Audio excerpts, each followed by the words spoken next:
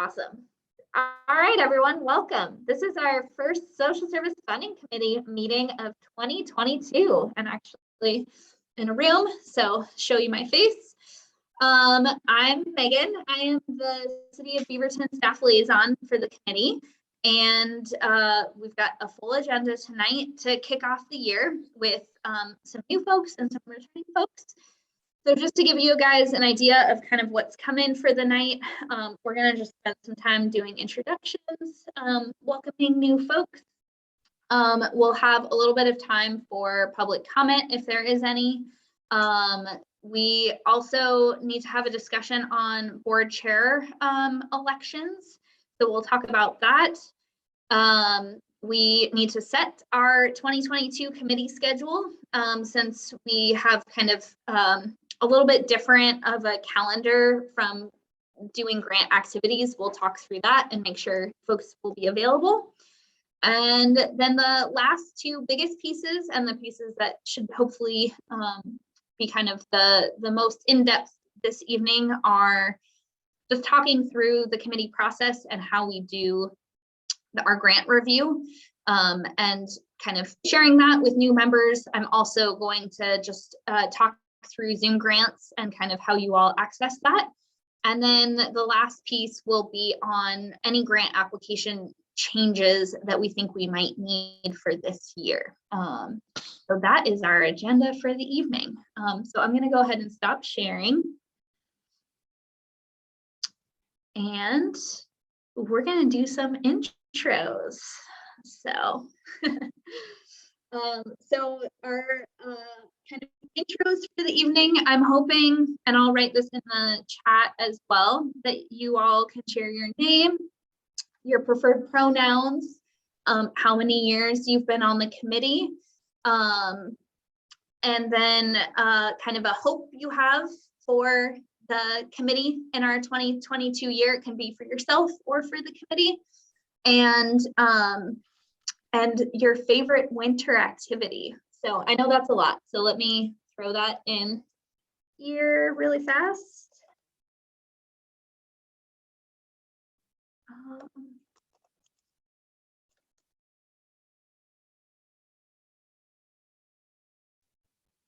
And we're just gonna popcorn from person to person. So I'll start just to model. So again, my name is Megan. My pronouns are she, her.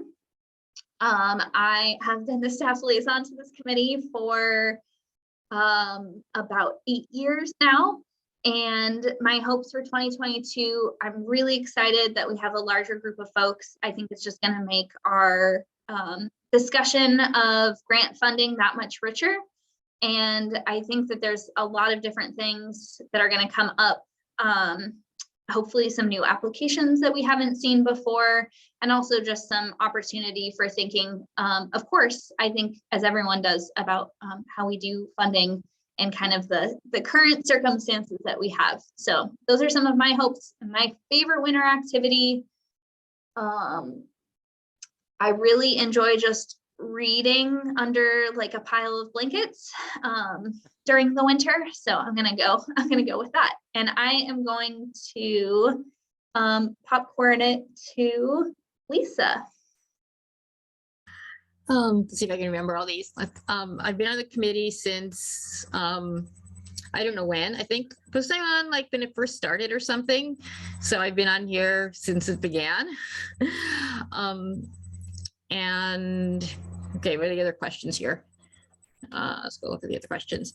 Preferred pronouns, she, her, and hopes for 2022. We've got a lot of new members, so I'm really excited about the way the discussion is going to go. It's always, it was this big a change, kind of the tone changes, so it's always exciting to see where everyone's, where everyone's passions lie.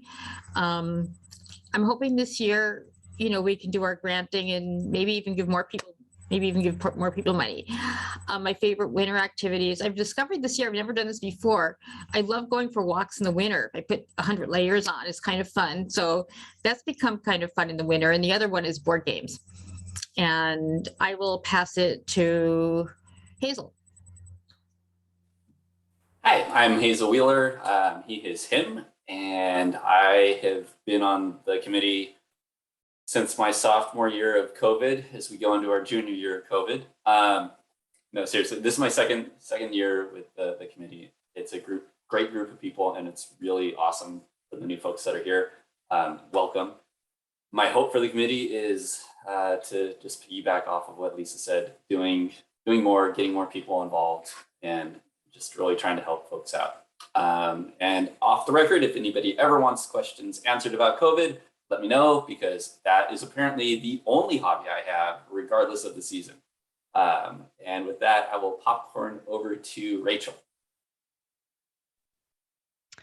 Hi, everyone. My name is Rachel Hershey. My pronouns are the same as my last name, go figure, her and she. This is my first year on this committee. I actually just finished 3 years of serving on the Diversity Advisory Board. So I'm really excited to be a part of this committee now. I have been working in the nonprofit sector for about 7 years now.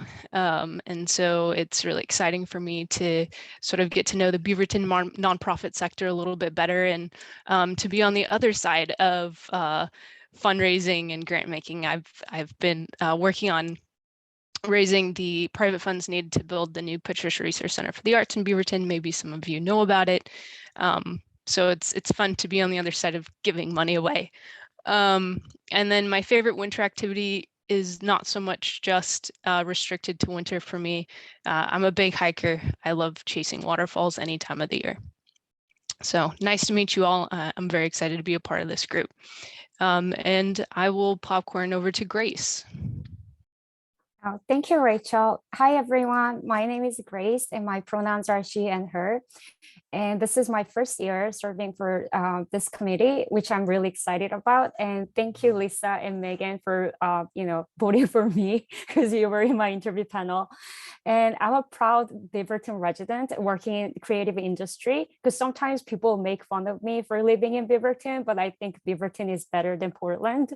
And for 2022, I'm hoping to represent different voices and also provide for community through this community, and just learn to more from all of you who are more experienced. And last but not least, for my favorite winter activity, is very similar to Megan, because I just want to take naps and read good books and just eat something hearty and warm. So I'm going to pass it over to Ona. Hey everyone, so yeah, I'm Ona. I use they, them pronouns.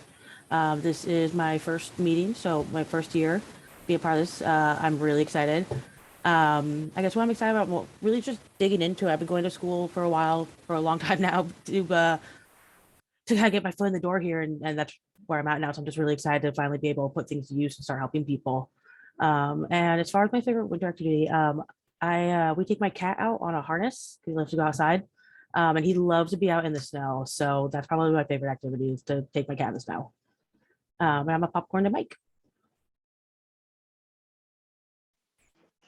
Thank you, Ona. And welcome, Ona and Grace and Rachel especially, and of course, all you old timers too. Again, my name is Mike Flanigan, he, him. It's my first official year assisting with the committee, and I was fortunate enough to be able to provide some input last year. Really grew to love the concept of the funding committee. What I hope for the committee, number one, is I always like to have fun. So I want to have fun with this whole thing. Yes, it'll be serious. Yes, we have tough decisions, but I want to have fun. And I also hope that we're able to meet with some of the committees or some of the organizations in person. That would be just fantastic. From a favorite winter activity, one thing I got to do last week and I love doing is snowshoeing. So I went for a long hike with my brother and some other friends, and we just had a fabulous time. So being outdoors, I love being outdoors 24/7. And that leads us to Wei Wei.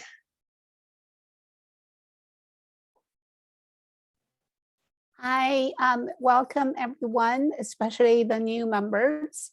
My name is Wei Wei Lou. I have been on this committee for 3 years, 4 years. Anyway, Megan knows better than I do. She, her, hers. My favorite activity is in winter, I guess, is walking. And it's just so wonderful, even if it's raining. You know, you can take an umbrella or you don't have to take an umbrella. It's wonderful. What I'm looking forward to, I really look forward to the new dynamic of a new committee. I think that part always makes me excited. Because we can talk about different ways to serve the community. And that just listening to all of you already makes me really looking forward to the new season. So that's that. Awesome. Thank you all. And we have two folks who aren't here. One is a returning member, Melissa, and one is a new member, Monica.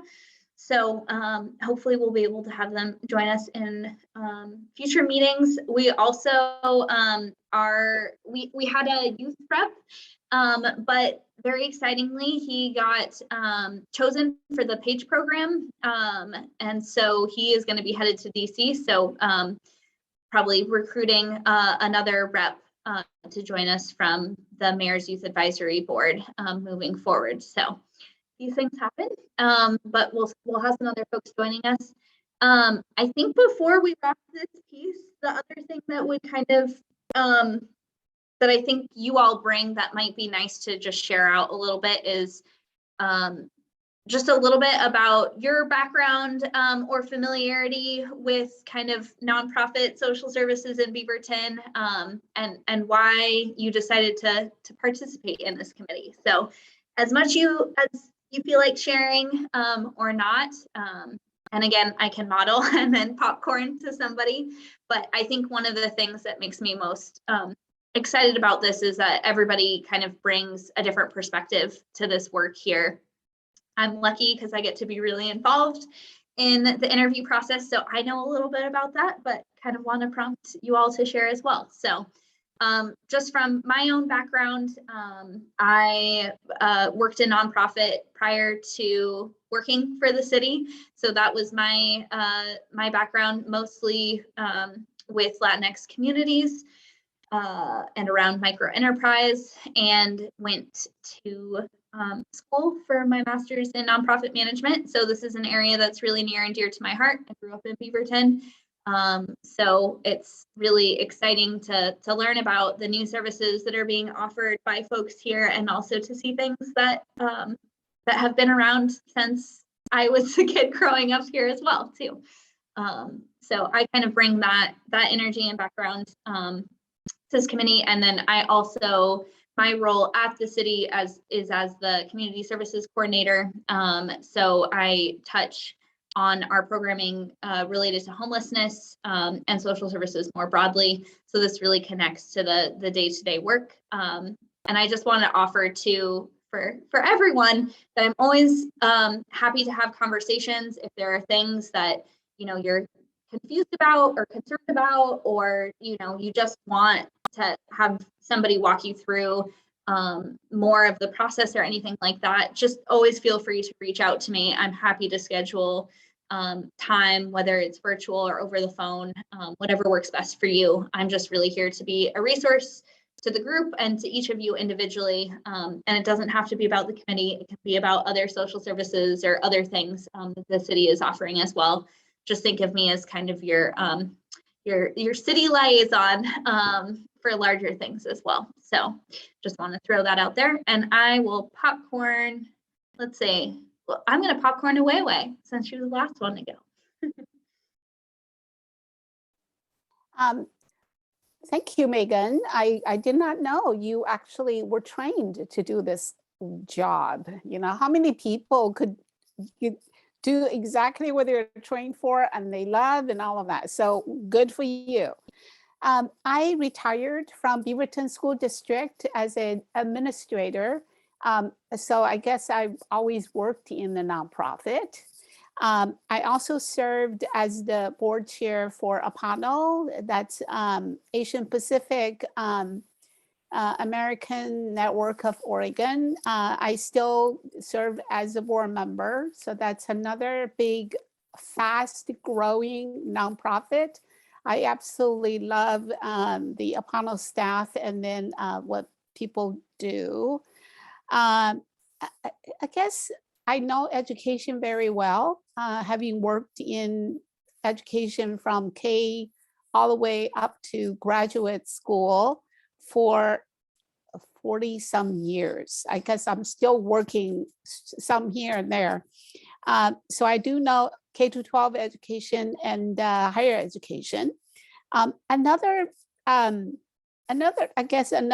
characteristic that I bring to this committee is that I have written so many grants before I retired, and I served on so many grants review committees. Even today, I'm still writing grants, right? So this year, for instance, this is what, January 19th? I've completed 2 grants already with a total of $300,000. So that's something I really love to do, especially looking for resources for underserved communities in our city and in our state. I guess I should popcorn that back to Grace. Thank you, Wei Wei. I'm so impressed by all the backgrounds that you have, because I don't have any professional or like a knowledge of like, you know, this grant process or whatnot, but I have been believing in like paying forward, but in my case, it's more about like paying back, because there have been a lot of people who helped me out, because I grew up raised by a single mom, and as an immigrant family, it was not always easy, but there have been a lot of people that helped us out, and that made me really feel obligated to, you know, give back to the community as much as I could. And I thought this was like good opportunity to learn more and have a bigger scope and kind of work together with the people like outside just like me or like my small like personal communities. And so with that said, so since as an immigrant family, I didn't know what kind of resources were available back then, because there was a language barrier, and also there was like no way for me to get those information, nor my parents. So I think it would be great to, you know, just I'm really hoping to create the equity in like distributing those information and opening up those resources to, you know, everyone. So I'm going to popcorn it to Lisa. Well, my background is also in education. In fact, Wei Wei, I started the Beaverton School District full-time from February to June at Westview Middle School, so I'm real excited.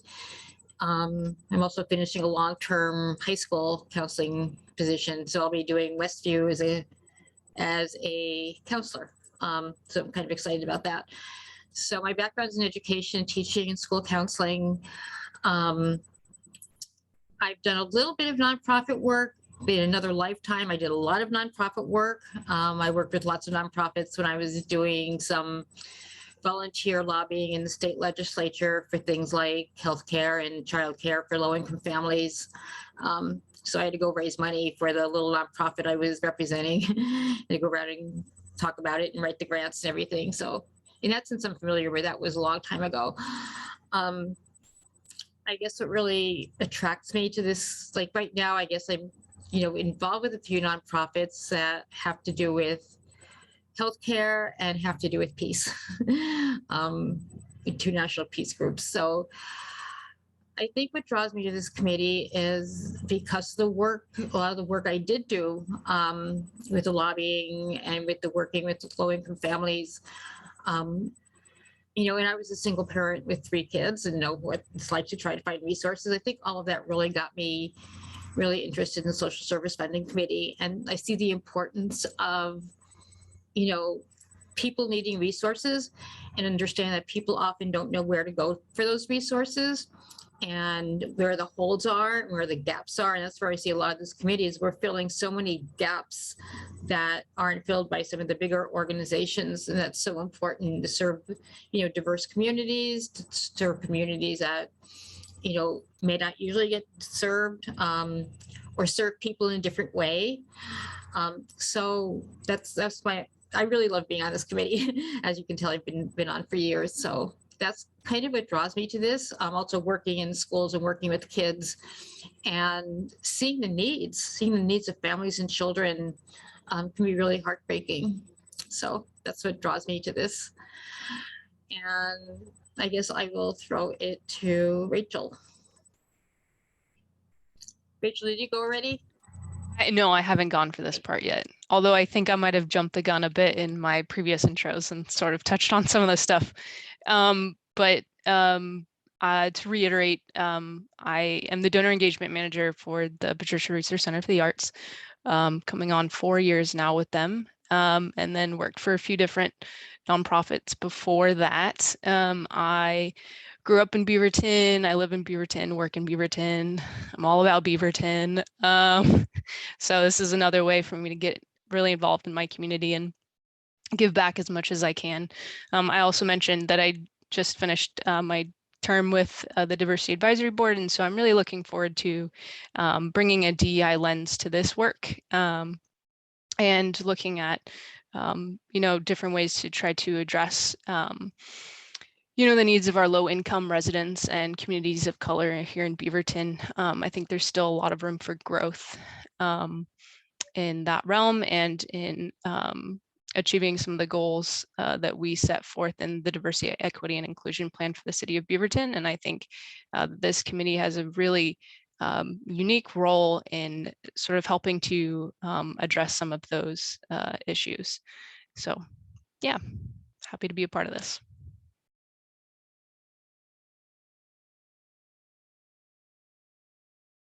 And I need to pick someone next. So Mike.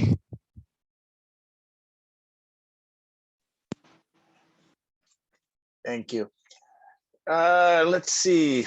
Gosh, so many different aspects to all of this that excites me about being on the Social Services Funding Committee. Yes, I also come with some work in the education field, but then after that, it was in insurance. And then finally being retired, I have more time on my hands to do some volunteering, to that giving back. And it's always been something that has interested me from a church perspective, but also just from a personal perspective. It's, looking at how do I, a person, a white male person of privilege, person who needs to have responsibility, person who wants to show as much as I can my own way that I love people. How do I work with that in the community? And so one of the things that I've spent time on over the years has been in either in the poverty issues primarily, as opposed perhaps to medical care or the education. So in food kitchens, in food pantries, helped with the clothes closet at the school district.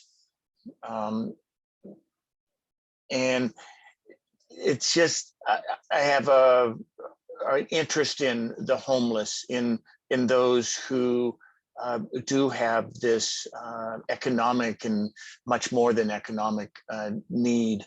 So I've been able to, help with these different organizations and trying to do some volunteering now. Have a couple food pantries that I'm spending time with right now and really enjoying it. And I hope to be able to do more. And just in my short time last year helping with this committee, it was really neat to be able to see the couple organizations that we did get to visit and, you know, see how important it is that the stuff they're doing and how much they value what we have. And finally, I was involved with another community or another organization that did similar work to this, where we were evaluating applications. And so I brought a little bit of experience into that. But again, I'm looking forward to, you know, working with all of you guys and having some fun with this year. Ona. Thanks, Mike. As far as my background, last year I graduated with a social services or social sciences degree. Since then, I've started working as an LGBTQ advocate specialist at the YWCA, which is an awesome job. You know, and then like personal experience, I grew up low income. My mom was disabled. You know, we had a lot of help to get here. I had a lot of help to be able to go to school, to be able to graduate. You know, a lot of people took a part in that, and a lot like what Grace did. I just want to give that back and be able to give, you know, people the same chance I was given. Hazel? I can. So currently I'm the Health and Safety Programs Manager for Virginia Garcia, which, if anybody doesn't know, it's a federally qualified health center that provides healthcare predominantly to immigrant and seasonal migrant farm workers. So we have 18 clinical sites and medical sites, clinical and dental sites across Washington and Yamhill counties. Prior to that, I've worked with LA County Department of Public Health. I was the Emergency Preparedness Director for a small public health department. And all of this is post sort of middle-aged crisis sort of thing, realizing that I need to do better just for other people. So I have a master's in public health. I have an MBA. And again, those are all post. I need to do something more meaningful than just a 9-to-5 sort of job. Really what I try to bring is a voice for folks that might not have a voice with those that look like me. That's where my sort of power can come from, and that's what I try to advocate for. So beyond that, I know when to shut up. So I'm going to shut up and wish you all a lovely night. And yeah, our committee is always the most up to date on COVID protocols because we have Hazel here. So that's a kind of handy bonus. But yeah, thanks. I think, wow, I'm just always really excited and impressed by all of the folks that choose to participate in this work. And I think applications there have been more applications every year. I think a lot more folks are looking to participate and be involved, and also there's more accessibility to do that as we've been able to offer some things in the virtual realm. So it just makes me really excited for all the things that are going to come up this year as we move forward. And I'll just say that I often describe this as kind of like a social services boot camp for Beaverton. Like, you will learn about all of the social services nonprofits that are operating here, and it's also like a really good list of like, yeah, if you're looking for a place to volunteer, you're gonna find a lot of good places on this list. So I think there's some really special things about that, and obviously a lot of folks have touched the organizations in a different way. I do just want to share, because the question comes up every year, like as we go through this process, there are questions about kind of what you all share and what you can participate in as the process moves forward in terms of conflict of interest. Really, conflict of interest when it comes to this committee is you would have to be like a recipient of the grant dollars. So the grant dollars would directly fund your position at an organization, or you know, if you were like directly writing some of the grants and it would fund some of that work, right? Like those types of things. You're welcome to share openly with the committee if there are other things like, you know, I have touched this organization, or if you feel like you need to step back, please always feel like you can. But as far as I know, thus far, we don't have any direct conflict of interest issues on this committee. So that there will be opportunities for people to share those more as we're farther into the process. But I just like to share that I think it's of great value for folks to be familiar with organizations and to have touched them. And so that's definitely not a problem that we have to worry about moving forward. So don't be shy about reaching out to them. And there are certainly opportunities along the way that you'll have to see some of the work as well. So next thing on our agenda, also, let me just say, I'm hoping we have more opportunities to kind of team build and get to know each other. We've done some fun things in the past, and I think a lot of that is just going to be filling out kind of what you all are comfortable with and also what circumstances look like with COVID at any given time. So more team building to come. I'm sorry if that's not your jam, but we're going to have a ton of fun. To Mike's 2022 hopes and goals. So it does not look like we have any public comment. So I'm going to go ahead and move on from that piece. The next piece on here is about board chair elections. Our bylaws, we made some edits to the bylaws this last year, which gave us 2 extra members, which is wonderful. It also gave us some more flexibility in terms of when elections have to happen. So I kind of wanted to put a proposal on the table. Our current chair right now is Lisa.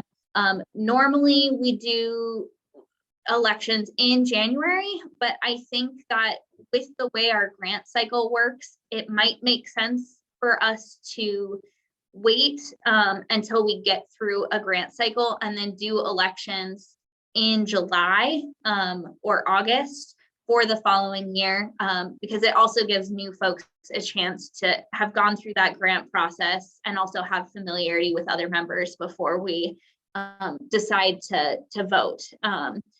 So that is one proposal I have, is that we carry forward the existing board chair position.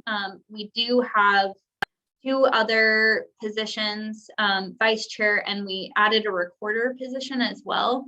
But I think there are, I think we could also wait and make some of those, have those elections in July, if that feels good to everyone. So I just wanted to see if there's any discussion, and barring no discussion, if there's any motion on that. Hazel, you were vice chair, right? Great. Yes. Yeah, and I will, as per our last bylaws, I was kind of the responsible for minutes, so I can carry that through until we're able to get through a year. I think it might be beneficial in terms of building out some of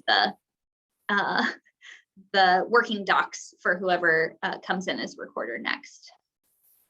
Megan, do we need to make a motion for the chair first and then the vice chair?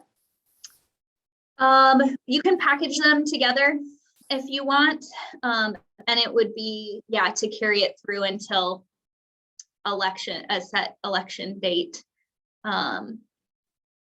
And so, yeah, if you guys have any opinion on what month we should do that, if it's July or later. Before I make a motion, I want to ask Lisa and Hazel if you are up to carry on the responsibility this year. Yep. I absolutely love the part of going to city council. I think that's just so wonderful, seeing your reactions and hearing of, you know, how they talk about the committee and presenting. So yeah. Okay. And Then so I'll long as go nothing ahead. goes weird with COVID stuff, I am always available. So I'm up for it too. Okay, cool. So I'll go ahead and make the motion to have Lisa as the chair and Hazel as the vice chair for this committee until we decide when we want to do the election. Does that make sense? And having seen the really good work of Lisa and Hazel over this last year, I would love to be able to second that motion.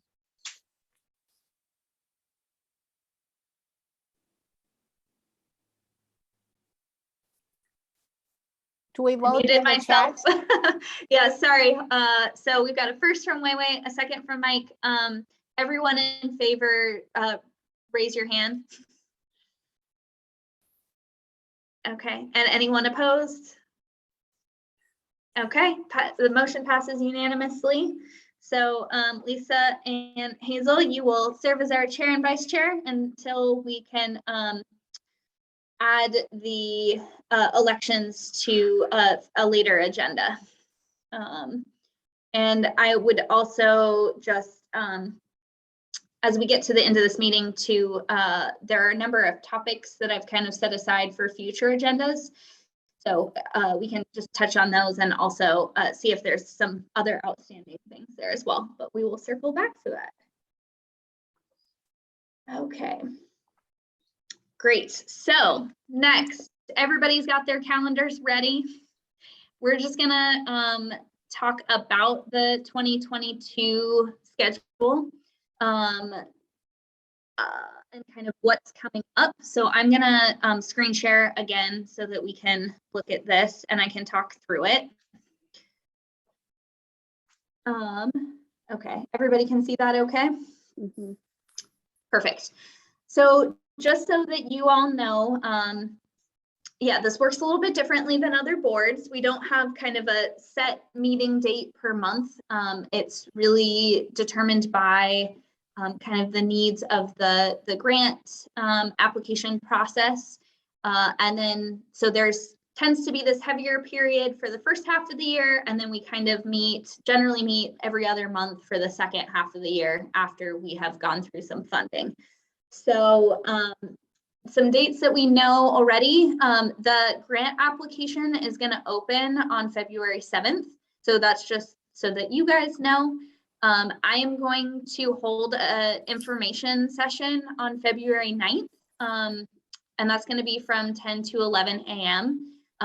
Any of you are welcome to join, but it's also not mandatory. It is for nonprofits that are interested in applying, and just gives them an update on kind of what it looks like for the year, anything new that they need to know, and also some like best practices and advice for moving forward. I've always found it helpful when other board members have been there just to share advice or weigh in when folks have questions. But again, totally optional for you all. February 15th, I have tentatively scheduled as a next meeting for us. The grant reports for the first half of the year are due at the end of January. And so as a group, what we will do is we will split up those reports and read them and report out to each other on them. And that provides some history and also ensures accountability as we review those organizations coming in for grants this year as well. So that meeting would be February 15th from 5:30 to 7:30 p.m. That would be kind of the primary agenda item for that night. But again, there's a few other agenda items that I will bring up as well. The grant applications are due, the date is a little confusing there, but it's March 28th is when the applications are due. It's a little bit later this year. So all of the organizations will have to turn them in on that date. And during the kind of interim from February to March, I have set aside office hours to meet with organizations that have any questions about applying, want advice, anything like that, just so that you all know that I'll be meeting with folks intermittently. When those applications are due, the next day I will provide a report to all of you with all of the applicants that passed initial screening. So it was turned in on time, it was complete, all of that. They're not disqualified for any reasons, such as going after or currently having any other forms of city grant funding. So you'll get a report of those, and then we will also have a meeting that we just need to schedule as a group, probably right there at the end of the month, to review that list of applications and just see if there are any questions. When I give you that, I will also give you historical notes for all of those organizations that will have the information of all the years they've been funded in the past 5 to 10 years, and what their current ask is for this year. So you'll get a whole bunch of information all at once. But the good news is you will then have several weeks to review those applications. So that's kind of your spring break homework, is to read over those, take an initial glance, and then in April, we will convene to, between April and May, we will convene to do some interviews with organizations and then also deliberate on grant funding together as a group. I'm going to talk a little bit more about Zoomgrants later, but you'll be expected to evaluate each one of those applications in that process, and that will help provide the basis for that discussion. And then tentatively, as Lisa mentioned, we go to City Council with a recommendation that this committee provides. So tentatively, we're looking at about June 7th for that to happen. So all of our decisions will have to be made by then. So there's a couple things I think for us to decide. One is on kind of March or April meeting to go over the overview of applications. And then the second is deciding on dates for organization interviews and deliberation. So I'm going to stop share really fast. One thing that I wanted to bring up as a proposal for new folks in the past, the way this has worked is that organization interviews, we don't interview every single organization. We kind of make a decision about who to interview. And then, but even last year, that was 2-3 nights of 3 hours apiece. Plus then it's usually 1 or 2 meetings of deliberation. That's also 3 hours apiece. So one proposal I have, I think that those late night meetings are difficult for some of the nonprofits that we work with. I know it's also difficult for you all as volunteers that are often coming after work and other things. So one option I think we have is also to potentially look at like a Saturday and doing kind of a, 3-4 hour period of time on a Saturday where we come together as a group and try to do either some organization interviews and or deliberation, probably on 2 separate dates. But I did want to see how folks felt about Saturdays rather than evenings, so that I can throw out some calendar proposals for dates. But just wanted to hear both from returning folks, kind of what your experience has been, and if you have any advice on how we schedule some of that, and also, new folks coming into the process. So I'll just open it for discussion.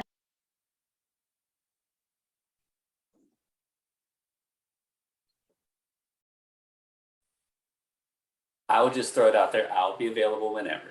As long as there's nothing going weird and sideways, I will be around. Keep in mind, my world goes sideways a lot, but I will be around.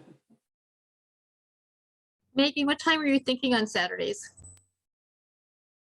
Probably we would look at doing like something in the afternoon region. We could be flexible. I think I'll probably send out some doodle polls to you guys again, so we can come up with some dates and times.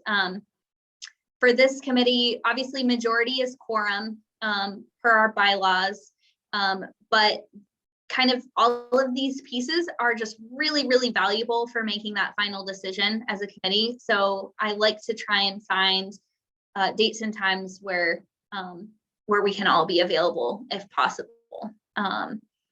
So yeah, probably anywhere from 10 to 3 in that region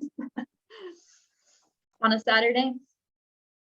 But open to any suggestions that you guys have. And yeah, if anybody has regular conflicts on certain days of the week or certain times, feel free to speak up. I've got a small conflict the entire month of May, literally. I'll be out of country. And so if there's a possibility of being able to do the organization interviews at the end of April, that would be my hope.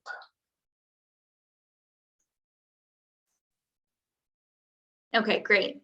Thanks, Mike. Yeah, I think we have to submit 4 agenda bills 3 weeks in advance, which means probably by mid-May, we need to have a decision. So those first 2 weeks tend to be deliberation. Probably the last 2 weeks of April will be organization interviews, is my guess. I'm not sure if this is related or not, but asking for experience. And as a first-time volunteer last year, one thing that I was confused on was really how to go through reviewing the application. I think the applications themselves are in some respects fairly straightforward. There's a written aspect to it, but there were also a lot of links that came with it. Correct me if I'm wrong. And I, for one, did not spend much time looking at those links. I know that with one of our former members no longer here who did look at those links a little bit more, perhaps some kind of training on really what we should be looking for in all of that would be helpful. Were most of these links budgets, weren't they? Those were the budgets, I think, a lot of them. And some of them were their funding sources. For the most part, yeah. And they were showing their just their statements over the last like 12-month period, and kind of looking at one organization that will go nameless that always seems to nail those sorts of things because they have people dedicated to it, understanding that not all organizations are going to be able to provide as detailed or sophisticated funding streams or just statements of account. But yeah, I think that's worth going over. I can help with that just from like a finance perspective. Thank you. I know we lost some of our like big budget background folks, so we can all kind of learn together and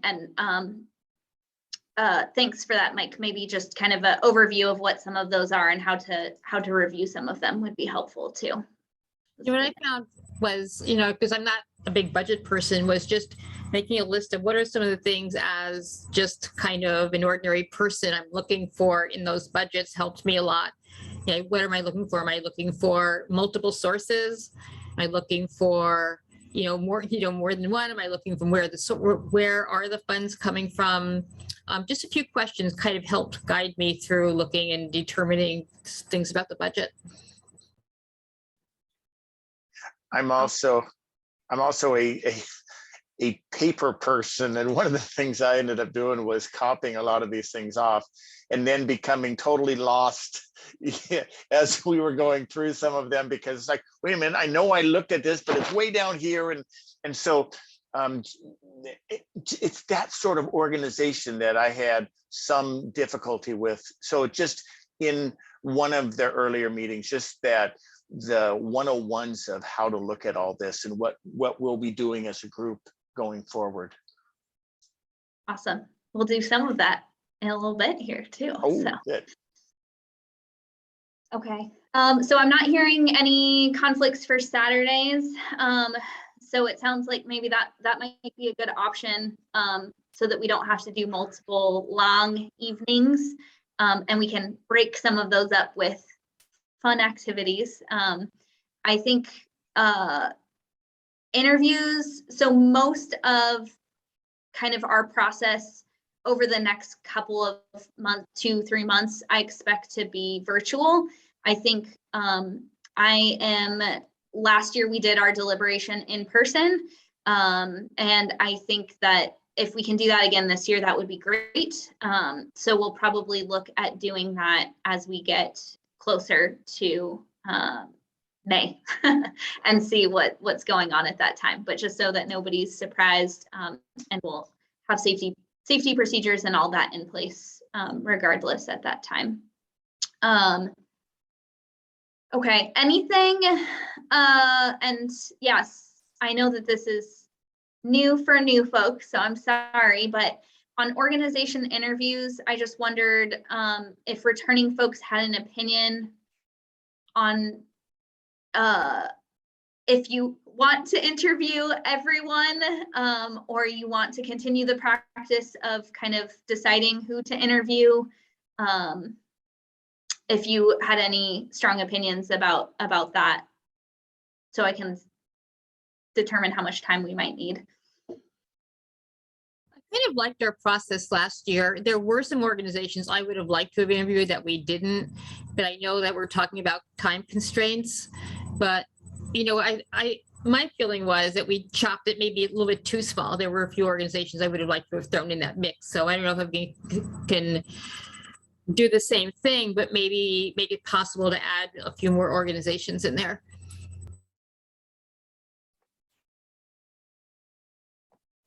Megan, I feel like that, you know, how many we interview will totally depends on how many apply, right? Yeah. I would definitely want to interview all the new organizations for sure. I agree with Lisa, you know, if we could sort of get some consensus before we start interview who we are 100% sure, right? And then we can definitely do what you actually came up last year. That was very good, very good. Another thing is that if we're gonna stay on Zoom, we really have to be careful, even on this Saturday for hours and hours, because, you know, after 5 interviews, you totally forget who asked what and who answered what. So we have to be careful about how much time we put in, even on the Saturday, right? Other than that, I think you have nailed the process very nicely. You should just use your sort of intuition, and then thank you for asking us. Great, that's helpful. I think, yeah, last year I think we held time for new organizations. Generally, about 25% of the organizations tend to be first time, so that gives me an idea of how much time to reserve. And then I think we went through and kind of looked at where we had consensus, and where we didn't have consensus, we invited some organizations in to interview. So I think that might be helpful moving forward. There might be a few things we want to tweak to that, but I will just table that. In the application right now, it says, you know, interviews will be by request from the committee. So I can kind of share that with folks, and then when we look over who applied, we can have that kind of initial conversation. I think it really sped up our deliberation last year to do some initial consensus building as well. So I think there might be, again, some tweaks we want to do with that, but helps give me an idea. So maybe we'll plan for kind of that initial consensus building meeting in early April, some interviews in late April, and then our final deliberation in early May. Cool. And then, yeah, maybe some of those we will aim for shorter blocks. Yeah, Grace, go ahead. Yeah, so I don't have any, I don't know how it was like last year since I'm a new member, but I just have a quick question. So if the people who are not getting interviews, are we kind of screening them like per the applications, like the papers?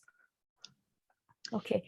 Yeah, we will, we'll kind of do like an initial evaluation, and then we'll do it's kind of a red light, yellow light, green light exercise to determine where we have some consensus. and then based off of that, can make some decisions about how we move forward from there. And you will also have scores from everyone before we go into final rounds of deliberation as well. So I will try and give you some tools as we go through it, and we're going to talk about one of those tools today as well.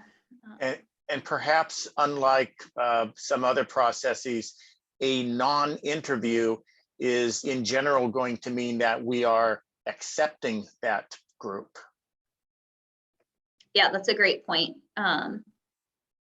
That's a really great point, Mike. So I should say, and I didn't say this up front, but this committee has historically run on consensus-based decision-making.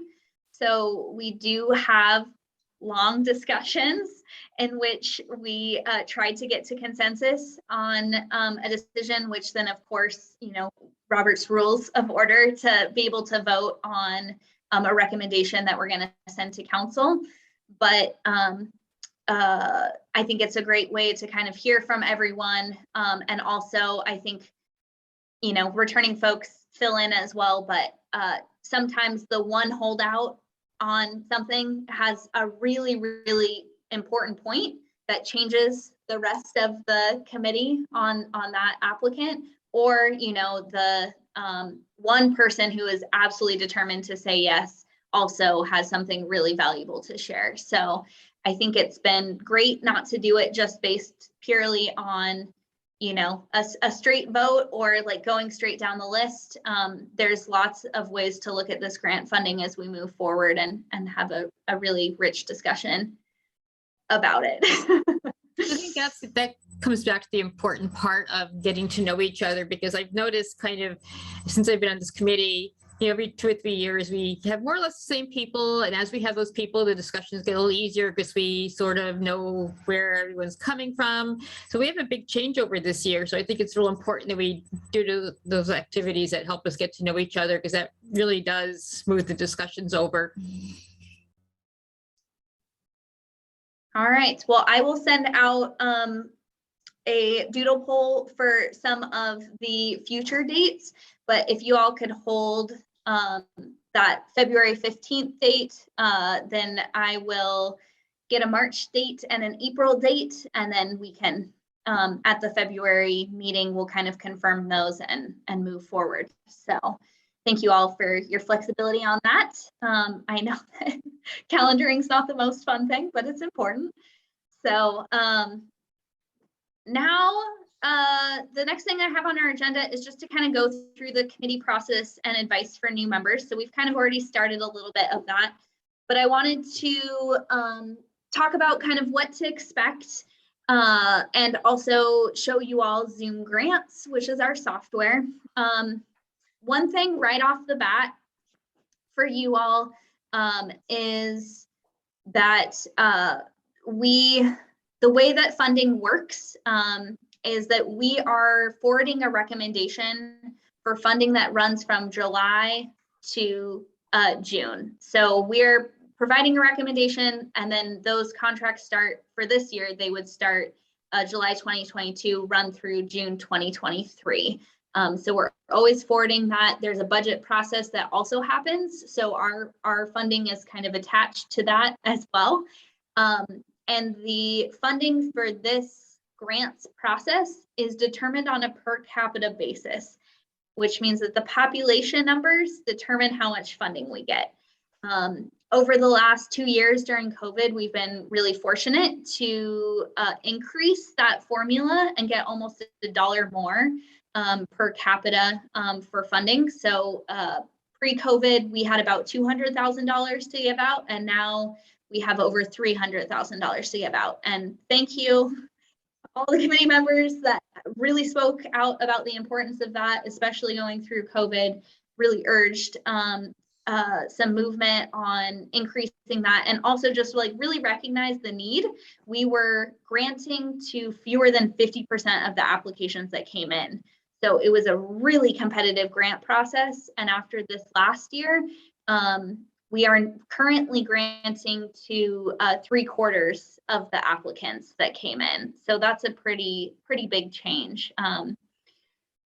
Now, with that, there was a census that happened, and the census provided us some lower numbers for Beaverton's population than when we had last year. So last year we had about $310,000. That was about the recommendation that we gave out. This year, we're looking at about 306,000. I'm trying to kind of reconcile that difference right now and see what options there are. And so I think as we move forward in reviewing applications and deciding what we want to recommend, as always, we can look at submitting a recommendation that might be different than what's budgeted, but provide some options for what that could look like if there's no additional funding. So I think that that's something that the committee has always kind of had a hard time figuring out how we navigate that. But also not a huge difference, 306 and 310. So we'll I will keep you updated as we move through this kind of budget cycle, and they're also updating census numbers, so that might change. But just wanted to share that with you all. Still, that's a pretty good pot of funding. And so for anyone who hasn't already seen it, the current list of grantees is on our website. You guys will also be able to see it through Zoomgrants, which I'm going to pull up here in a minute. We have 24 organizations. I think maybe 4 or 5 of those were first-time applications. And currently the cap for grant asks is $20,000. We also generally do not grant, we don't grant less than $5,000. I think even last year, we were kind of, unless folks asked for less than 10,000, we were kind of using that as kind of the lower end as well. There is an option to partially fund organizations instead of fully fund organizations, and that happens through discussion of the committee and looking at budget requests and balancing needs. So those are some of kind of the structural pieces of how this works. As applications come in, like I said, they all come in through an online software called Zoomgrants. So I'm going to pull that up and show it to you guys. All new members, you have access already. So I will share it with you. It is your email, and then there's a password that you will need to change, but I will send it to you. And you should be able to log in. You will have access to both the current grantees, the fiscal year 21-22 grantees, and to this coming year. And new or returning folks and new folks, you have already been added onto the access for the new year as well. You won't be able to see it until those applications have closed, that grant application process is closed, but you already have access to that as well. So you might see that come up when you log into Zoomgrants. So yeah, let me just show you what the landing page looks like for that. So it's zoomgrants.com. It's really handy. It's used by other agencies and organizations. So it's really familiar to a lot of these organizations filling this out. I think made things a lot more equitable overall in terms of setting limits for how long they could write about things, and also checking for them if they turned everything in. So it will notify them if there's still something that's incomplete. We don't have to worry about like disqualifying organizations on that basis or missing the deadline, because the software takes care of all of that.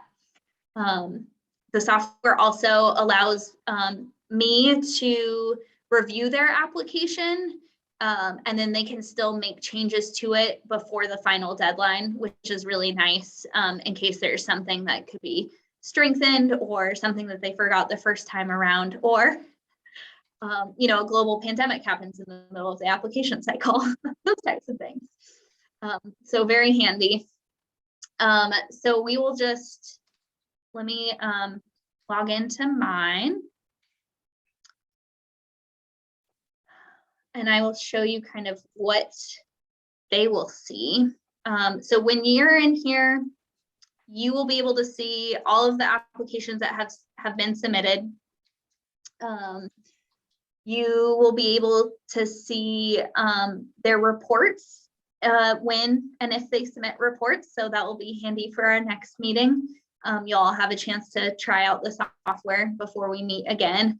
And you will also be able to access the scoring system. So you all will be able to input scores for these organizations.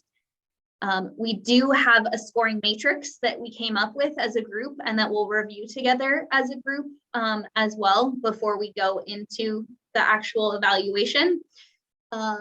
It's pretty simple, I think. It just gives you kind of a, you know, full score, partial score, you know, no score for each of kind of the categories that you'll be looking at. And it's, I think, 8 categories. On average, we get somewhere between 30 to 40 applications. So it takes some time to read through them. And I just don't want new folks. The returning folks have already had a chance to see a lot of these. The majority of the organizations apply again.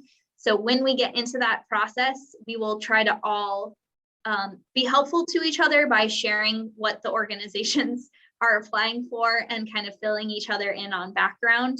So you're not expected to know or remember every single thing. That is our job as returning folks, to kind of help you along on that journey. But it can be really overwhelming the first year. And I think Hazel and Mike just got through their first year, so they can share maybe what was helpful to them going through it. But the second year, I will tell you, the second year is so good because you're like, I know everything. I'm like prepared to go through this. So just be really, really easy on yourselves the first year because it's a lot of information to take in.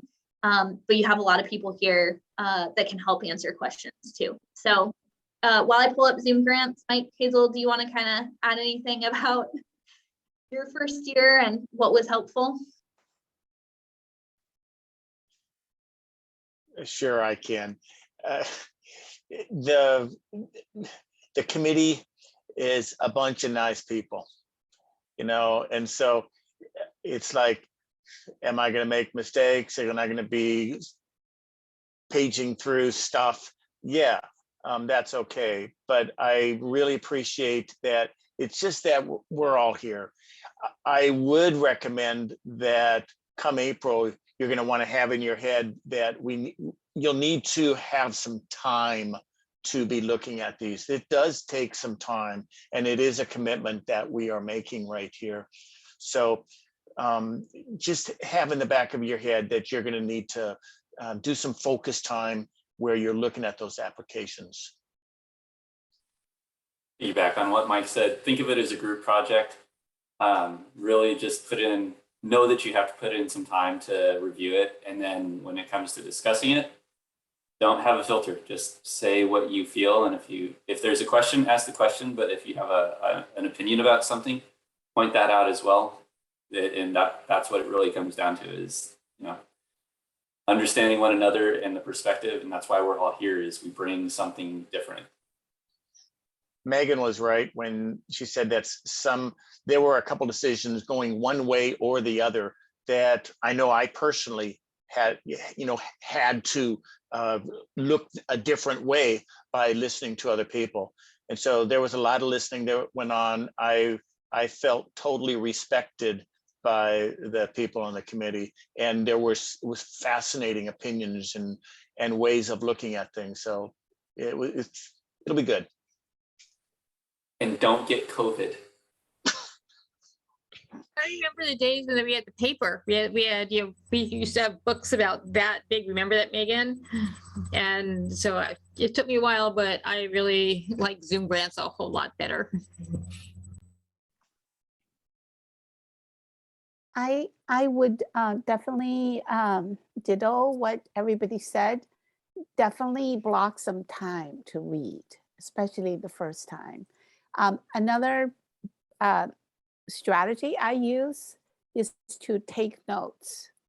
It basically you're just jogging down whatever comes to your mind when you are reading that particular grant, because that point, the very initial point, is basically the best point that you probably have.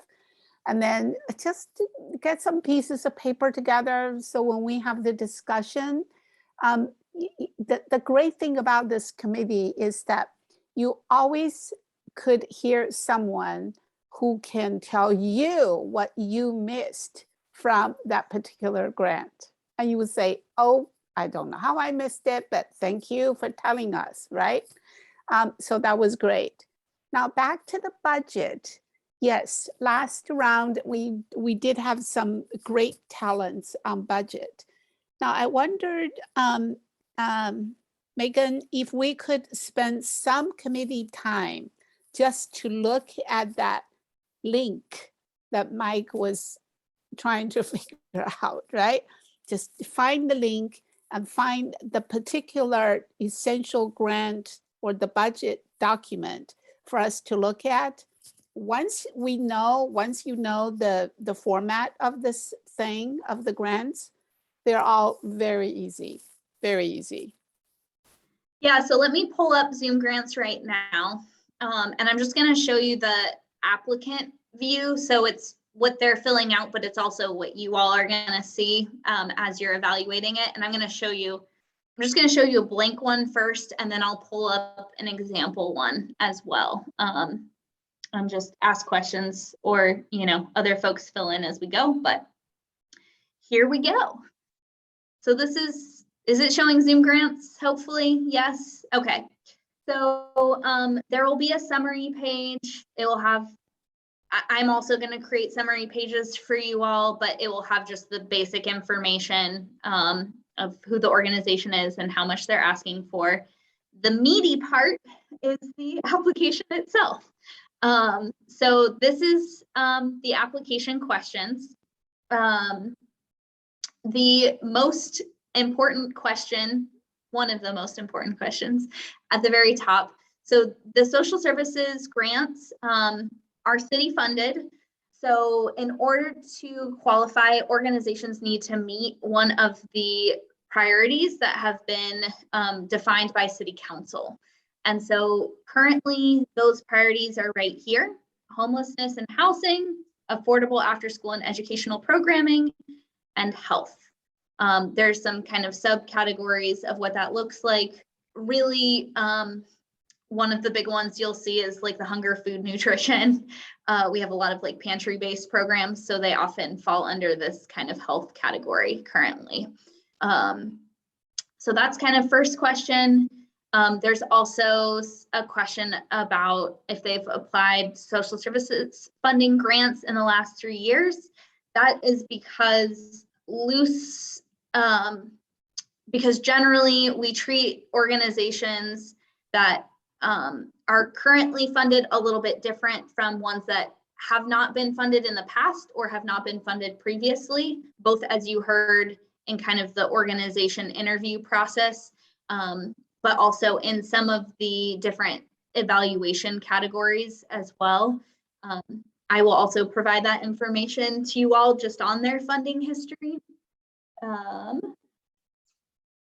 There will be a description of what the program is and what the grant funds will be used for, their organization mission statement.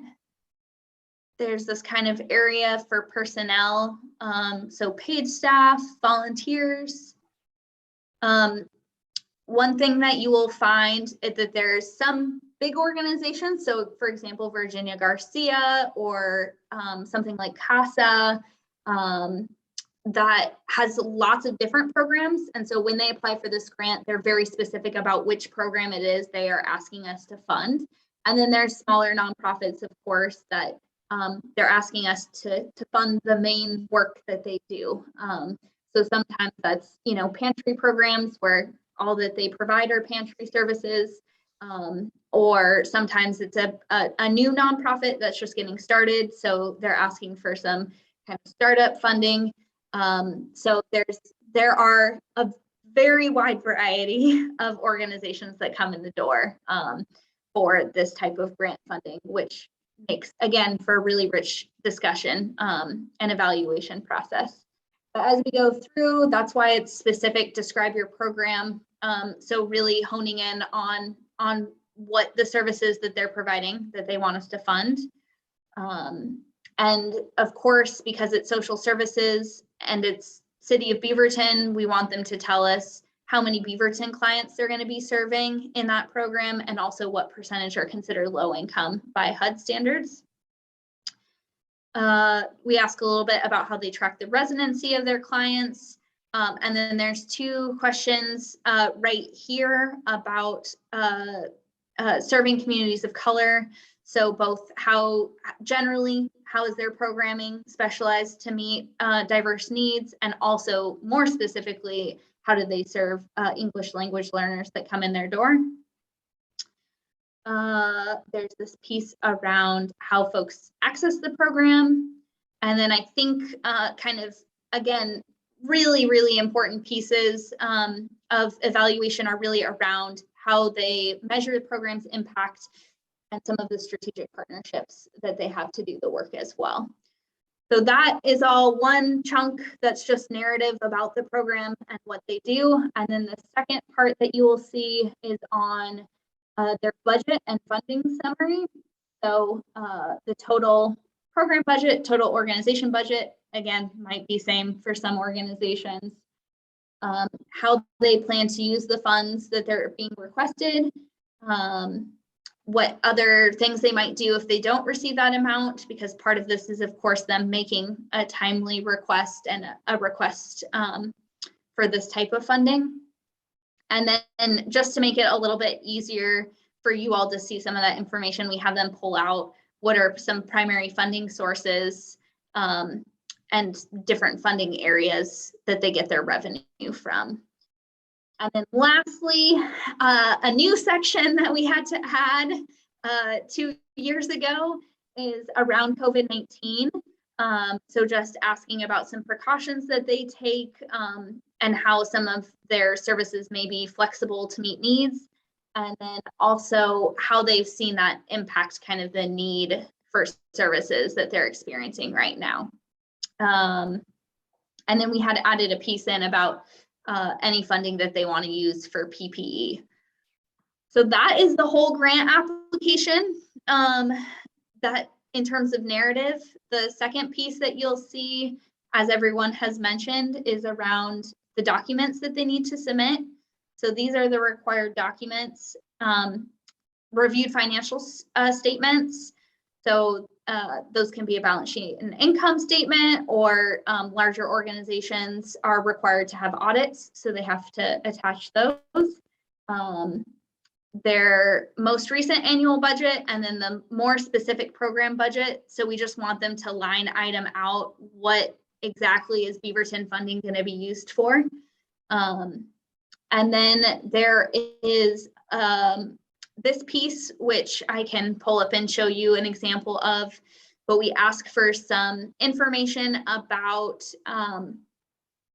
their board, their staff, and their clients in terms of racial demographics and other kind of demographic information that they collect to show us both who they are serving in the community and also how representative they are as an organization as well. So that gets submitted. And then lastly, this is just the letter of support is optional. It's only attached if multiple organizations are coming in together for an application, or if they're requiring if they don't have a 501c3, if they're using a fiscal sponsor, that's what that letter of support is for. And those are really the only two things I think that letter of support is used for. Otherwise, they don't need to submit anything. So all of those documents you'll be able to see. And then lastly, once the grants are actually active, they will also submit reports as well. And the reports are basically, like if you were to type it out, are about like maybe 1 page front and back. So it's a pretty short report overall, and really just high level information on, again, funding, program objectives, and how many folks they met.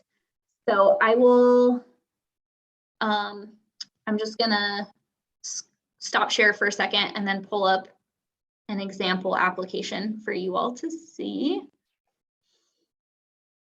I know that's a lot of info, but it's nice because it's the same across the board. So it'll be the same for every organization. And those limits, I think we have found like a happy medium where they cannot write like 2 pages worth of content. It's really maybe like, I don't know, 2 or 3 paragraphs maybe for each question. So they're really advised to stay pretty high level about it, knowing that you all are going to have to read 30 to 40 of these. So while I'm pulling that up, if folks have any questions about that kind of application or want to share anything else I might have missed in that description, feel free. I have one. I could pull it up right now if you'd like and share the screen.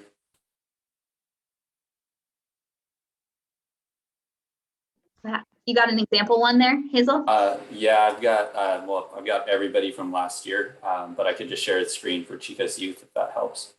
Sure, yeah. Will it let you screen share? Oh, perfect. All right, there it is. Hey, it's the summary. Yeah, and I should say, so you'll see there's lots of pieces of this where I have to fill out. So like the official decision, I go back through, I put all of that information in. You guys won't have to fill out anything other than the evaluation in here. So yeah, this is kind of what one of them will look like. This is Adelante Mujeres. They're currently funded.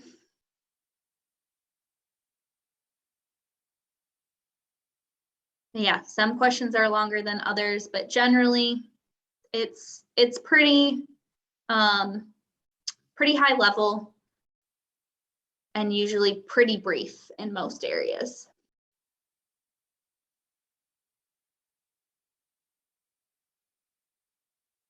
Obviously, people really wanted to fill out some COVID information last year. Yeah, so if we look at those documents, I will make time for us to spend a little bit more time just talking about what you might want to look for in some of these. But just as as an example, you will see some budget documents. Nobody is expected to be, like, you are not all expected to be budget experts here. A lot of the evaluation is just really looking at, you know, have they shared with us that they're going to use this money on something that we can fund? Do they have other sources of funding? Do they have a plan for providing funding for this program? So again, we'll show you the matrix as well for evaluating this, but I'm not expecting anybody, unless you have a deep desire or need, to go like line by line of every single audit that gets attached here. So no stress. You do not have to take like a budgeting 101 class. We will just go over some kind of high level things to look for in one of our future meetings. But yeah, I think that is your very, very quick intro to Zoomgrants. But what homework for all of you is to please log in. If you have any issues logging in before the next meeting, reach out to me and I will check the back end. And when you go in, try opening one of the reports for one of the funded organizations. So there's 24 of them. You don't need to open them all up right now. We will make time to do that in our space together. But please just go through and see if you can do that so that I can fix anything prior to that meeting in terms of access. And also just familiarize yourself with what one of those reports looks like. And again, those will be the same across organizations. So pretty easy. So Once Megan, you know what to look for. Yeah, Mike. so we go to zoomgrants.com and we hit login. We give our email and we go with social services 1 where the S's are. I'm just gonna black that out for the like taboo buzzer, the password out. But please change the password before next time. That's your second homework. I was not able to get into it. Okay, I'll go back and look at what access looks like. Okay. And I think It it may- started. Oh, go ahead. I was going to say, Mike, it may be easiest for everybody when you're logging in just to reset password, and it'll send you, as long as your account is set up or your email is set up, it'll email a new password link. So Yep. even before you log in, you might not need to use the password that will go nameless. And it will know, it will know you by email because you're set as you all are set as evaluators for both application cycles. So yeah, but again, do not read through every report. We will make time to do that. Just go in and let me know and try resetting your password. But reach out to me if you have any issues logging in after that. I Wow, could share quickly what it looks like on the landing page if that helps, and then where to find the reports. Okay. that would be great. So once you get in, this will be the landing page. And then down here, the recently closed programs, that'll give you a list of everybody that was funded for the current period. And then you can go over to the applications over on the left side. And that'll give you a list of each of those organizations that submitted a request to us. And then there's a scoring rank over here, which we'll get into, I'm sure, once we get into actual discussions. But this is where we scored these organizations last year with the requested amounts. You can click on. Yeah, on the right, green got funded, red did not. So you can determine which ones will have reports. So you can click on the organization. It'll pull up the general information. If you want to read the entire summary, it's just this truncated version. But then the application questionnaires, that was that long, not long, but the questionnaire that provides the details. And then the documents will get into the financials or anything else that they provided. And then anything they want to add in for support will be in the extras. And then report is down there. So if you click on report, they have not submitted yet a report yet, but there should be one there. The second report will be in July. And I didn't check. I know that a couple organizations have submitted them, so I can send you guys out, and I'll send out an email with one that I know has been submitted, so you guys can just use that one as an example after this meeting. But they'll all be there. What's the data breach that occurred? Because that's what comes up when I tried to log in, that there was some kind of breach in January 2022. Yeah, I think if you're a returning person, it will prompt you to reset your password. Okay. Yeah.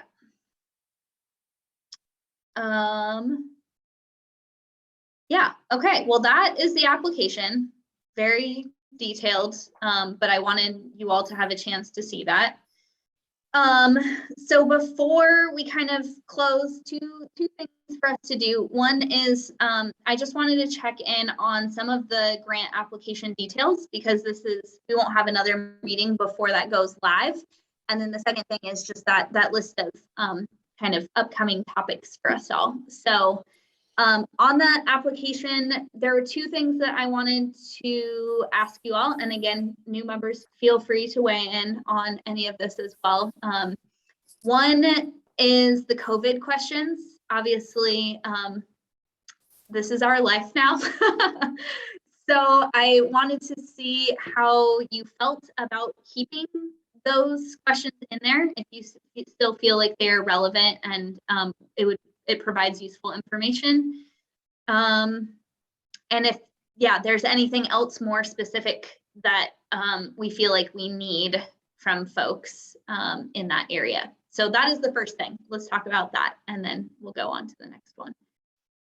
COVID questions. Yes, maybe, ditch them. We have general feeling. But why Questions? Oh, no. why the PPE question?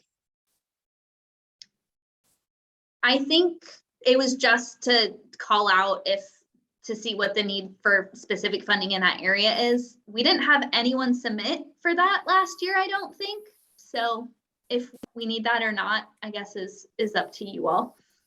It would really get into more operational changes that have to be made. So depending on what sort of services, if they need to make changes to their HVAC system, if they need to look for secondary spaces or expand a space, just based on limitations within the setting, which those still exist within healthcare. They don't necessarily exist on the non-healthcare side. Yeah, and we don't fund any capital projects, which makes that kind of a no-go for those types of changes as well. So yeah, I think there's some options there. Ona, did you have a question or thought? Yeah, I kind of wonder if it's being too imposing. Like, is it our space to say, hey, are you doing COVID right or wrong? And it places extra responsibility and pressure on them when we're already judging you see if you can get funding. Now we're going to double judge you on, are you doing COVID correctly? And I'm just not sure if that is fair. Yeah, and I'll say, so the existing, because I scanned through them really fast, right? So I can bring those up again, but the existing questions are kind of, how have your services been responsive to COVID? And then and precautions, what precautions have you taken? And the second one is around need.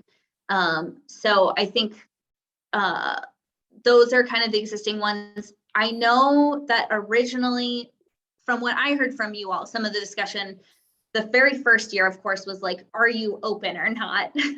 Like, if we're going to look at grant funding, we didn't know if folks were able to still keep operating or not. Obviously, very different situation right now. I think choosing between services, I think you all can decide whether that information is helpful or not, depending on how they provide those services. So we know some folks are providing it virtually, some are providing it in person still. So I guess I think that's a great question to bring up, Ona. Like, do we feel like that information is helpful for decision making, or burdensome? I think if the funding's great, but as far as if their funding need is impacted by COVID or not. Say they need, to move virtual, so they need to, pay for the supplies. That's understandable, but using a sandy rag to wipe down everything is not the same. Yeah, so I'm hearing. I would agree that that's the intent of it, Ona. That it was more, do you need help with this, as opposed to, are you doing this before we give you a need thing? So it was much more of a, how can we help out? Would this help you? Yeah, what I'm hearing from that is maybe some of the precautions language doesn't feel necessary. So maybe we can take out that piece and some of the funding pieces around PPE and focus more on the need specific need and kind of how services are offered during this time. But maybe we take out because there is some precautions language, so we could remove some of that if folks feel good about that. I'm seeing some head nodding. Cool. Okay. I like that. And Ona, one of the things that to me has been really important is, at least I get the sense that our goal is really to approve these applications. I mean, for the most part, we're not trying to come up with a reason to decline an application, but we're looking for really good, to be able to give the money that we've been we as a city have been blessed to be able to share. So I wouldn't want it to feel like a test. And so I appreciate your saying, you're giving that sort of feel for part of it. But agreeing with Hazel that much more of a need of how can we help with that? Okay, I will go through and consolidate that piece then. And that's one less question for two fewer questions for you guys to have to evaluate too. So that's great. I'll go through and consolidate that. So the second piece is around the ceiling for the grants. So historically it has been $20,000. I think we are hearing from people, right, that generally the need is higher because the funding needs are higher because service needs are higher during COVID. We have increased the funding we have. Obviously, there's a balance, right, between how much money we give out and the number of organizations we fund. So I really wanted to bring it to you all to discuss whether you still think $20,000 is the right ceiling for grant applications, or if we should look at that being a different amount. I personally feel like our biggest challenge is that there were always more organizations that needed the money. I know that 20,000 is probably not that much, but we basically serve small nonprofit organizations that need that little bit of money to kind of like to move forward. Since we don't fund anything with any projects with capital needs, I think we are probably okay staying with 20,000. I agree with Wei Wei. I like the 20,000. It also gives us more opportunity to fund more organizations. If this year we had like $30,000 more to spend, I might have a different answer, but I think it allows us to spread the money out more. So I like the 20,000.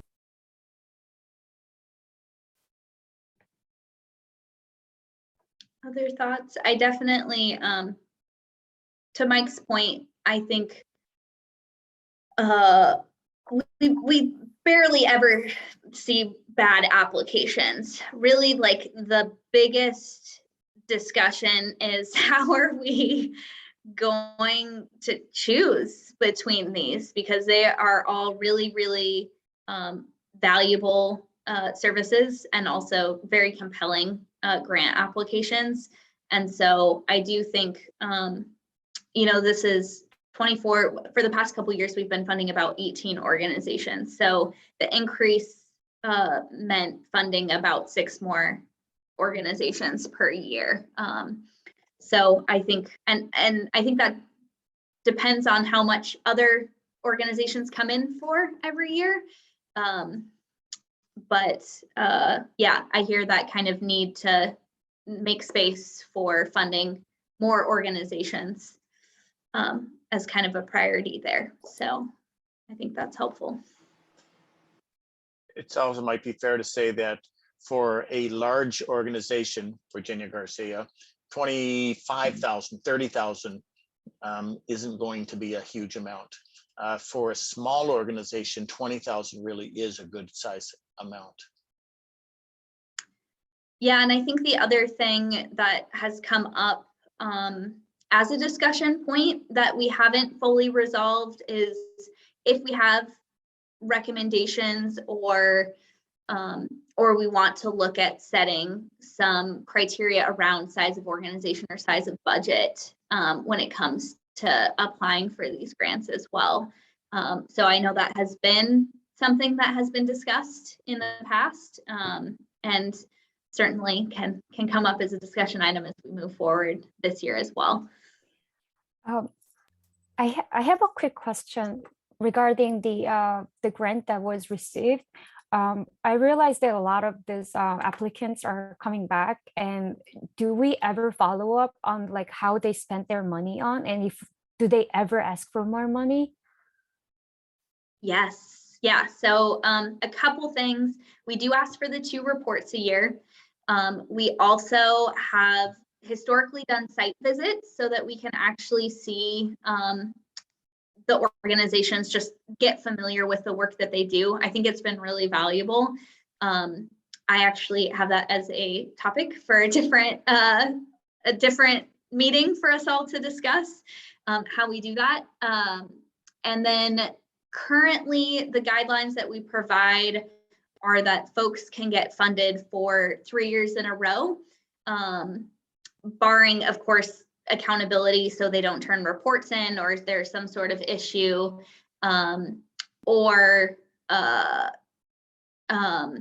we've had folks that have been funded for more years than that, but I note that in your notes so you can see who has been funded for 3 years in a row, and kind of suggest to folks as we go through the process, you might want to take a year off of applying or find another source, or come with a compelling reason for ongoing funding. But certainly the majority of organizations have been funded for several years in a row. Okay, thanks for the context, because I was a little bit worried with all the inflation. Maybe 20,000 like this year is not same as last year. But since you've been having all those observations, so if you think like that amount is enough, that sounds good. One of the things also is we've been just having that discussion about funding some of the same organizations like SCAT and Virginia Garcia, and I think the tone seems to have been that there's some we really want to keep that relationship with. We really like SCAT and the work they do, and they just serve so many people and they're so wonderful. We've kind of maybe lowered by 1,000, a couple thousand each year, lowered a bit. So that's another discussion we're having is, there might be some reason to keep an organization that we really like and is doing good work funded, because you want that relationship versus, maybe funding them at a lower rate, but keeping them funded. And then maybe funding the newer organizations with those 20,000 ones to get them started. Yeah, thanks. That's really great context. And I think I think one of the great things about this is as we go through every grant year, we get this time to talk to organizations. So I think to your point, Grace, just, asking kind of, what's going on with their budget, like, what funding opportunities have come up or have they lost throughout the year? A lot of the organizations will kind of identify some of that for us too, as they write through. And I'm always happy to kind of find opportunities to provide that information as well. So if I know that there is like an area where there's going to be a lot of funding, I will bring that to you all. And so we can kind of think about if we need to tweak the application going forward. It's never one and done. It's kind of a evolving grant process. And I think that's been what's nice about this is we have some flexibility to change that based on kind of the feedback we're hearing from the organizations as we move forward. So I would just, it's also really, really nice to have new folks with new lenses as we go through this. Like just what I would encourage you to take notes on like process pieces as well. If there's things that you're like reading through the applications and you're like, wow, this question keeps coming up for me every single time and it's not there. Take a note on that so we can bring it back and add it to the application the next year. Or if there's something that you're seeing over and over again, organizations are really struggling to answer, we can try and either provide some advice in the kind of application process around that and or provide a workshop for organizations as well on that topic. I think we've done that for budgeting in the past. And around some of the like outcome and evaluation pieces as well. But I would just really, again, like nothing is set in stone. Once we're actually in the application process, of course, because we want to be able to keep it consistent for folks. But as you guys go through this, just kind of note anything that you think might be valuable to change as we go into it the next year. And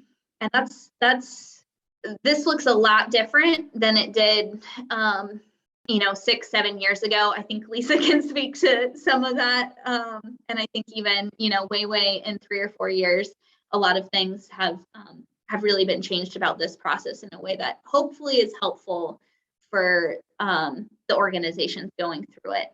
I think part of the process to change is people wanted more information on specific things. And so we've grown the applications and tweaked them to get the information that the committee wants. And it really is a very, very, very different process than it was when it first started. It's kind of interesting to see how this whole thing has evolved. Cool. Yeah, there's going to be a lot more as we go through this. So again, I know it can be kind of overwhelming amount of information, but these folks have all been there. So just bring everything here. Don't worry about asking questions. Really, the goal of this is to have some really good discussion and to ask some really good questions as we move forward. And yeah, I think in our last couple minutes, I just want to look at a couple of the items that I have saved for future meetings and just see what else you guys might have too. So obviously, reviewing reports, like I said, will be in February. You'll kind of, as we go through this too, obviously folks have historical information from doing this, so that is welcome. We are primarily focused on the applications, but if you have had experience, if you know things about organizations, we can also bring that in the space as we go forward. So yeah, so we'll look at reports. Let's see. One piece is, I think I heard the kind of intro to some of the budgeting docs. So just like, what are they? What can you look for? So we'll do some of that. The other piece that I have had some questions about is also around the equity pieces of the application. How do we evaluate that? And what are some helpful things to be thinking about as we compare the different applications that we're looking at. So I've also set some time aside for kind of a more deep dive into that as well. Team building always. And then site visits, kind of discussing if maybe there are some virtual options for site visits and or some limited like in-person site visits we might want to do before we go through this next round of grant applications. So that is also on the list. Oh, and one thing I just wanted to share with you all is generally there. So I think returning folks know this, new folks, you may know this. The city received an allocation for $350,000 for a nonprofit incubator project from state ARPA, American Rescue Plan dollars. A nonprofit incubator is something the Social Service Funding Committee has been talking about because we have seen a lot of organizations at the kind of very beginning level of being a nonprofit and providing services, and also organizations that are kind of going through the growing pains of offering more services, expanding, those types of things as well. So there's some discussions happening about what that project will look like and some initial kind of like project planning and that type of thing. But I just have that on kind of the list of things to bring you guys updates about. I don't think it will impact anything about how we do our grant application this year, but it could in future years. So that is something that as I learn more, I will bring it all to you.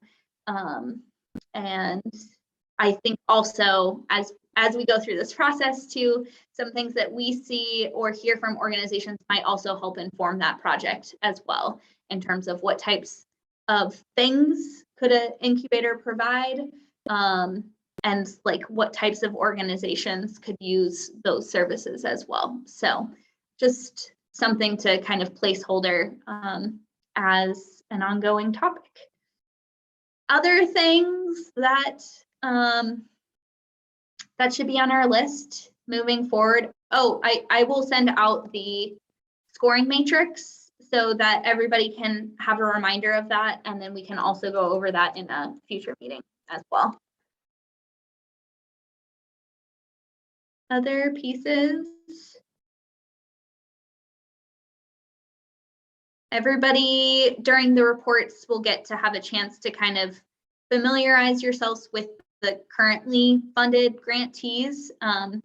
But if you want to see that list again, it's on the website, and you can kind of read descriptions without having to go through each of the applications right away too. So feel free to take a look at that if you want. I'll also say it's been really helpful to me that folks are connected to different organizations because they have helped get word out about the grant. So if you are connected to organizations that you think should apply for this grant, again, kind of the main things are they need to fulfill one of the city council priorities, and they need to serve Beaverton residents. They don't necessarily have to be in Beaverton, but they have to serve Beaverton residents. If they do those things, then feel free to give them my information, and I can have a one-on-one conversation with them, or just let them know about the upcoming grant info session and open application date.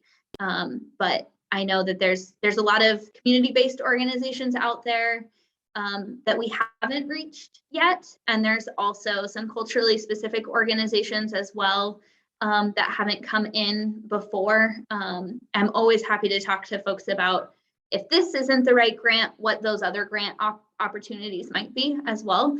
So if you're not sure, feel free to just send them my way, and I will chat with them. But thank you. Shout out to Lisa Stiller, who's been like on the ground reaching out to organizations and making sure somebody new is here every year. So I really appreciate that, Lisa. And trying to get my daughter-in-law to apply. I've been texting her, you got to apply for this. You got to apply for this. I'll have to step back from that one, but yeah, we've seen some really just small community-focused organizations come in the door, and I think that's where some of these dollars can make a really big difference. So mutual aid organizations too, I think there's some challenges with government funding, I think, in the work that they do, but there's a lot of great organizations out there doing that work right now as well. So, and then there's always the question that we get when we're doing the evaluation of, do you serve Beaverton residents? And we have this discussion every year. What are we looking for? I mean, if they're located in Portland, some of the organizations are asking for money specifically to expand out to Beaverton. And then you weigh about, okay, so how many Beaverton residents do you think you're going to serve? 7. They serve 100 in Portland. So, that balance is always really hard sometimes. Sometimes it's really obvious they're here in Beaverton or Tiger and they serve mostly Beaverton residents. But it's that other piece. I don't know, Megan, you want to talk about the other piece where you're weighing, they're going to serve a few Beaverton residents. It's going to be a pilot thing to serve with Beaverton residents, but we want to see more served. It's a struggle sometimes. Yeah, I think as we go through the scoring matrix, we can talk more about this as a group, but I think definitely school district boundaries are different than city boundaries. And when we're talking about folks experiencing homelessness, there really aren't boundaries. So there have been, I think, just some good conversation about what that means when we're looking at funding folks, and just talking with them about that as well, to help us kind of understand that they're here in Beaverton supporting folks, since that's the focus of these grant dollars. So one thing that I can bring more information as well, but I just want to share generally with you guys, because it's going to be one of the main places that I do outreach to this year, is that the Metro Supportive Housing Services Bond that passed provides funding in Washington County for homelessness projects, which includes shelter and includes housing navigation. So Washington County in the last year has really built that program.